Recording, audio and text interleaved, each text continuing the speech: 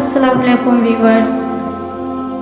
جب آپ پر خوف طاری ہو، غم گھیر لے، تفکرات محاصرہ کر لے تو فوراً نماز کی طرف دوڑیں۔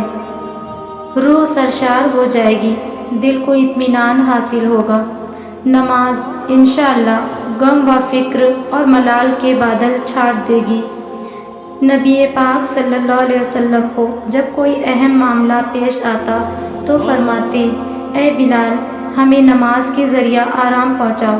نماز آپ کی آنکھوں کی ٹھنڈک، خوشبختی اور شادمانی کا ذریعہ تھی۔ بہت سے لوگوں کے حالات میں نے پڑھے، جب بھی کوئی پریشانی ہوتی، آفتیں پڑتی تو وہ نماز کی طرف دوڑتے، نماز سے ان کی قوت لوٹ آتی، ارادہ و ہمت میں تازگی آ جاتی۔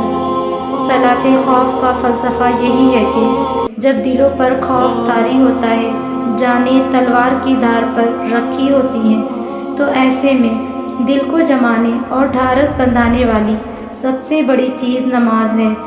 آج نفسیاتی الجھنوں کی شکار نسل کو مسجد سے واقف ہونے کی ضرورت ہے اور الجھنوں سے نجات کے لیے اور خوشنودی رب کے لیے نماز پڑھنے کی ضرورت ہے، ورنہ آنسو آنکھوں کو جلا دیں گے، حزن و ملال اعصاب کو توڑ دیں گے۔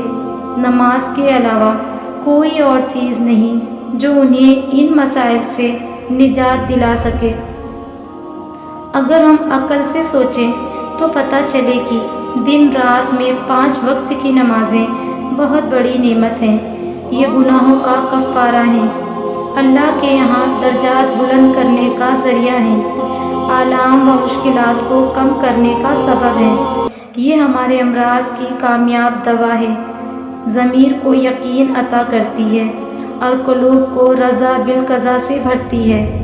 جو لوگ مسجد سے دور بھاگتے ہیں، نمازیں چھوڑتے ہیں، تو ان کی آفتیں کم نہیں ہوتی، بلکہ ایک مسئلہ ختم ہوا نہیں کہ دوسرا سر پر کھڑا ہو گیا۔